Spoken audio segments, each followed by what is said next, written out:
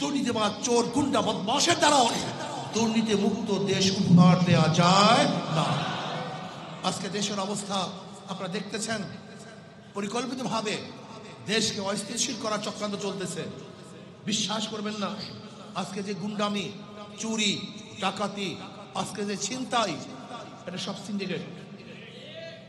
আমার কাছে তথ্য আছে, তথ্য এসছে যে এগুলো সব কৃত্য ঘটছে। এ দেশকে অস্থিতিশীল করার জন্য চক্রান্ত করতেছে। আমরা চাই না জুলুম, অত্যাচার, অবিচার। আমরা চাই এদেশের মানুষ শান্তিতে বসবাস করবে। আমরা কি চাই? বিচারালয়গুলি স্বাধীন থাকবে। বিচারালয় তারা বিচার করবে তাদের বিবেক অনুযায়ী, আইন অনুযায়ী। যেখানে অন্য করে ইশারায় বিচার হবে না, এরকম বিচার বিভাগ আমরা দেখতে চাই। আমরা দেখতে চাই প্রশাসনের মধ্যে দুর্নীতিবাজ থাকবে না।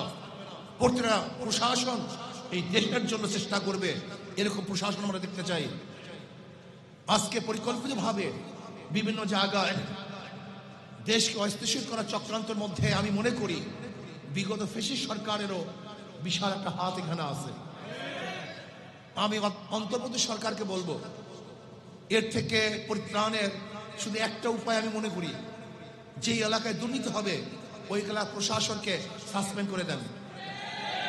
ধরে নেন এই পল্টন এরিয়ায় যদি কোনো গুন্ডামি হয়, চাঁদাবাজ হয়, ওই এরিয়ার যারা দায়িত্বশীল আছে বরখাস্ত, কোনো বাদ নেই। আপনি দেখুন, এই কাজটা করুন। যদি এই কাজটা শুরু করেন, ওই এলাকায় দেখবেন গুন্ডামি থাকবে না।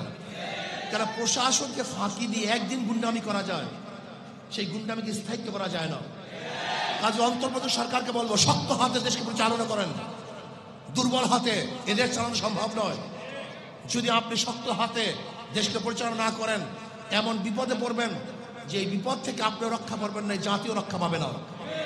সবচেয়ে শ্রেষ্ঠ মাখলুক যারা, আল্লাহ পাকের শ্রেষ্ঠ জীব, এই মানব সন্তানের অসহায় অবস্থা কি দেখেন।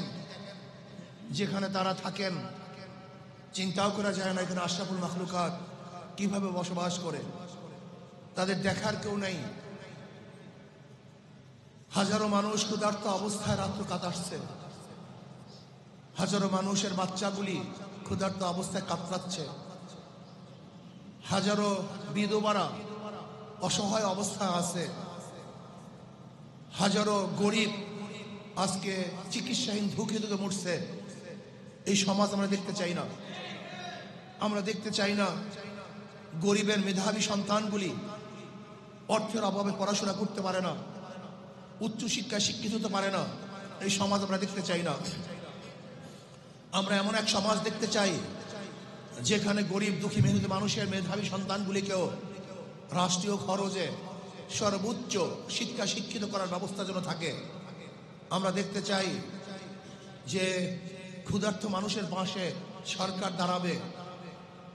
যেরকম ওমর ইবনে খাত্তাব রাদিয়াল্লাহু বলেছেন, আমার খেলাফতের আমলে যদি ফোরাতের কুলে একটা কুকুর না খেয়ে মারা যায়, আমি ওমরকে জবাব দিতে হবে। আমরা সেই সমাজ দেখতে চাই। আমরা চাই না মারামারি, কাটাকাটি, হানাহানি, জুলুম, অত্যাচার, অবিচার, খুন, ধর্ষণ, ইফতিজিং, অবৈধ মামলা, মিথ্যা মামলা, এগুলো আমরা দেখতে চাই না। আমরা দেখতে চাই না দুর্নীতি। আমরা দেখতে চাই প্রত্যেকটা ব্যবসায়ী তারা ব্যবসা করবে যেখানে চাঁদা দেয়া লাগবে না।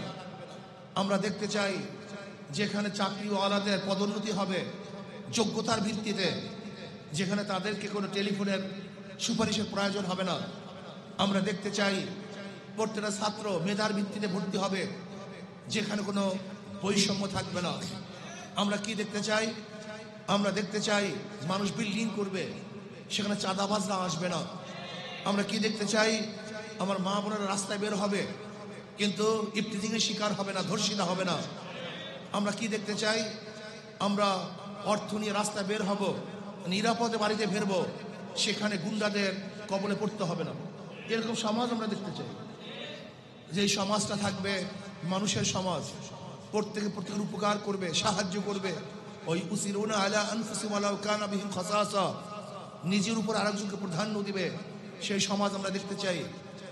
এবং সমাজ দেখতে চাই যদি কোনো মানুষ বিপদে পড়ে আরো কোনো মানুষ তাকে সাহায্য করার জন্য এগিয়ে আসবে। আমরা কি দেখতে চাই? প্রত্যেকটা মানুষের সহযোগী হবে, সাহায্যকারী হবে। আমরা এরকম সমাজ দেখতে চাই যেখানে নিজের চেয়েও অপর ভাইকে প্রাধান্য দেওয়া হবে, যেখানে মুসলমান, হিন্দু, বৌদ্ধ, খ্রিস্টানরা নির্বিঘ্নে তাদের ধর্ম পালন করতে পারে। এরকম সমাজ আমরা দেখতে চাই। যেখানে প্রত্যেকটা মানুষের নিরাপত্তা থাকবে, এরকম সমাজ আমরা দেখতে চাই। আমরা কি দেখতে চাই? ঐক্যবদ্ধভাবে আমাদের দেশকে রক্ষা করার জন্য চেষ্টা করব। বহিরাগত কোনো আক্রমণ যদি আসে আমরা সমৃদ্ধভাবে প্রতিহত করব। আজকে পার্শ্ববর্তী কান্ট্রিগুলি আমাদের দেশকে অস্থিতিশীল করার জন্য যে চক্রান্ত করতেছে, আমরা সমৃদ্ধভাবে সেটার মোকাবেলা করবো ইনশাআল্লাহ। আজকে দেশের অবস্থা আপনারা দেখতেছেন, পরিকল্পিতভাবে দেশকে অস্থিতিশীল করার চক্রান্ত চলতেছে। বিশ্বাস করবেন না, আজকে যে গুন্ডামি, চুরি, ডাকাতি, আজকে যে ছিনতাই, এটা সব সিন্ডিকেট। আমার কাছে তথ্য আছে, তথ্য এসছে যে এগুলো সব র কৃত্য ঘটছে। এ দেশকে অস্থিতিশীল করার জন্য চক্রান্ত করতেছে। আমরা চাই না জুলুম, অত্যাচার, অবিচার। আমরা চাই এদেশের মানুষ শান্তিতে বসবাস করবে। আমরা কি চাই? বিচারালয়গুলি স্বাধীন থাকবে। বিচারালয় তারা বিচার করবে তাদের বিবেক অনুযায়ী, আইন অনুযায়ী। যেখানে অন্য করে ইশারায় বিচার হবে না, এরকম বিচার বিভাগ আমরা দেখতে চাই। আমরা দেখতে চাই প্রশাসনের মধ্যে দুর্নীতিবাজ থাকবে না। প্রত্যেকটা প্রশাসন এই দেশের জন্য চেষ্টা করবে, এরকম প্রশাসন আমরা দেখতে চাই। আজকে পরিকল্পিতভাবে বিভিন্ন জায়গায় দেশকে অস্থিতিশীল করার চক্রান্তের মধ্যে আমি মনে করি বিগত ফ্যাসিস্ট সরকারেরও বিশাল একটা হাত এখানে আছে। আমি অন্তর্বর্তী সরকারকে বলবো, এর থেকে পরিত্রাণের শুধু একটা উপায় আমি মনে করি, যেই এলাকায় দুর্নীতি হবে ওই এলাকার প্রশাসনকে সাসপেন্ড করে দেন। ধরে নেন এই পল্টন এরিয়ায় যদি কোনো গুন্ডামি হয়, চাঁদাবাজ হয়, ওই এরিয়ার যারা দায়িত্বশীল আছে বরখাস্ত, কোনো বাদ নেই। আপনি দেখুন, এই কাজটা করুন। যদি এই কাজটা শুরু করেন ওই এলাকায় দেখবেন গুন্ডামি থাকবে না। কারণ প্রশাসনকে ফাঁকি দিয়ে একদিন গুন্ডামি করা যায়, সেই গুন্ডামিকে স্থায়িত্ব করা যায় না।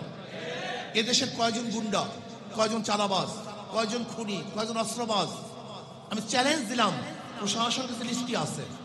ওরা সবাই জানে এই এলাকায় খারাপ কে, গাঁজা ব্যবসা কে করে, ফেন্সিডিটের কারবার কে করে, মাদক ব্যবসায়ী কে করে, জুয়ার সাথে কে সম্পৃক্ত, গুন্ডামির সাথে কে সম্পৃক্ত, কে ডাকাত, কে চোর, কে মাস্তান, সব প্রশাসন জানে।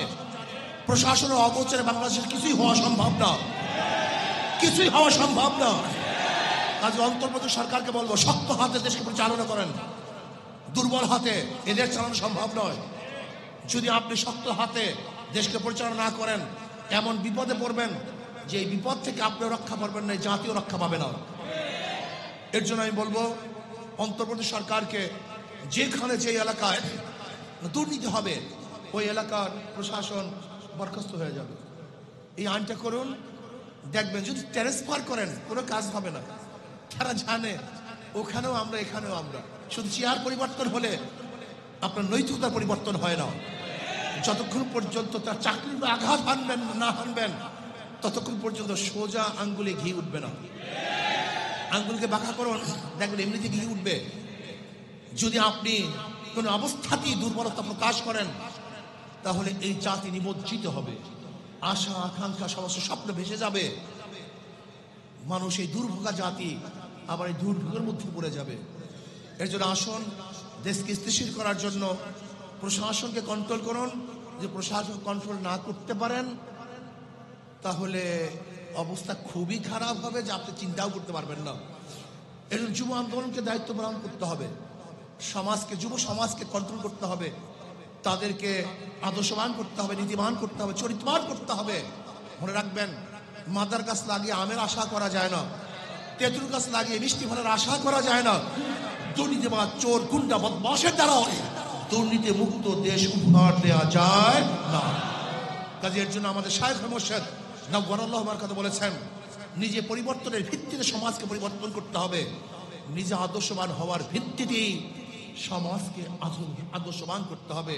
কাজে আল্লাহ আমাকে এবং আমাদের সবাইকে ইসলাম হুকুমাত করার মাধ্যমে কল্যাণ রাষ্ট্র কায়েম করার তৌফিক দান করুন।